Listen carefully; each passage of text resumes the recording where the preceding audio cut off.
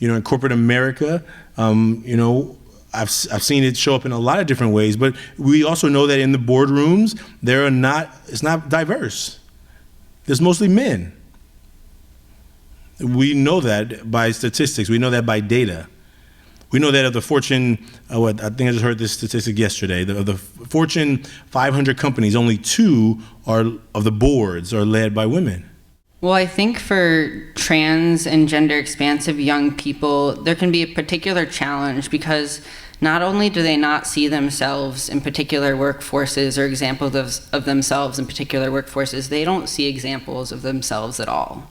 And so I think it makes it even more important for us to include role models and examples of gender expansive people because many of our gender expansive youth aren't even seeing themselves get to that professional phase of life, unfortunately, because they're not seeing themselves reflected in the professional world.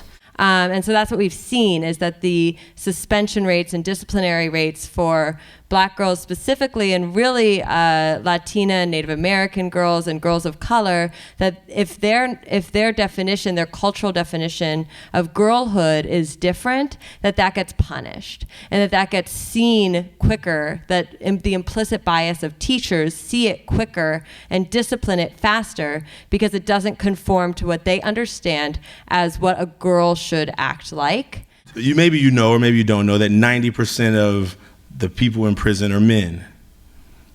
90%. And so the question would say, well, maybe men are so much worse. And I think that is because I have my own reason, I think, is that men don't get a safe place to deal with this emotional baggage that we all deal with.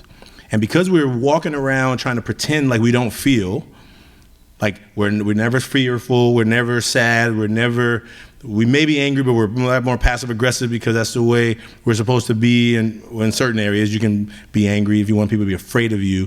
But these emotional barriers that we can't break through causes men to have to bottle it up.